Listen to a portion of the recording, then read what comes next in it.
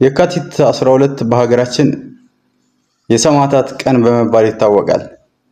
ፋሺስት ጣሊያን ለሁለተኛ ጊዜ ሀገራችንን በወረረችበት ወቅት የአድዋን ድል ለመበቀል ስለሆነ ዋና ዓላማው ግራዚያኒ በአዲስ አበባ ቤተ መንግስት የወንድ ልጅ መወለዱን ከጣሊያን ቴሌግራም ስለተደረገለት ያንን እያከበረ ያለ አብርሃም ደቦጭና ሞገስ አስገዶም የሚባሉ ወጣቶች የጣሊያን ወታደሮችና ጄኔራሎች በተሰበሰቡበት ወቅት በግራዚያኒ ላይ ቦምብ በመወርወር አጋጣሚ ግራዚያኒ አልሞተም፣ ግን ብዙ ቦታዎች ላይ ቆሰለ።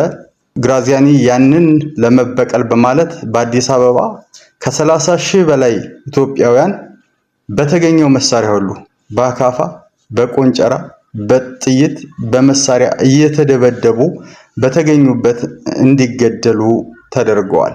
ከ30 ሺህ በላይ ሰማዕታት ማለት ነው። እነዛ ሁለቱ ጀግኖች ሞገስ አስገዶም እና አብርሃም ደቦጭ አዲስ አበባ ላይ አልተገኙም። ነገር ግን አብዛኞቹ መጻሕፍት እንደሚሉት አምልጠው ሸሽተው ከሀገር ሊወጡ ሲሉ በረሃ ላይ ነው በሽፍቶች የተገደሉት ይላል። በተለይ የ20ኛው መቶ ክፍለ ዘመን ኢትዮጵያ በሚለው የጥላውን ሀብተ ሥላሴ ቤተ መጽሐፍ ላይ ይህንን ነው የሚተርከው። ነገር ግን አንድ ነገር ላስታውሳችሁ ፈልጋለሁ። አብርሃም ደቦጭና ሞገስ አስገዶም በግራዚያኒ ላይ ቦምብ ከወረወሩ በኋላ ከከተማ ይዟቸው እየሸሸ በአንድ ጀግና አብሯቸው አለ።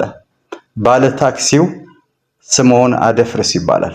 በታክሲ ይዟቸው የሸሸው በቅዱ ውስጥ ሁሉ አብሯቸው የነበረ ቦምብ ከወረወሩ በኋላ ይዟቸው ሊሸሽ ይዟቸው ሊጠፋ የነበረ በኋላም ይዟቸው የበረረ ወይም ከቦታው የተሰወረው ሰው ስምዖን አደፍርስ ይባላል። ይህንን የሚያነበብኩት በጥላውን ሀብተ ሥላሴ ቤተ መጽሐፍ ላይ ነው።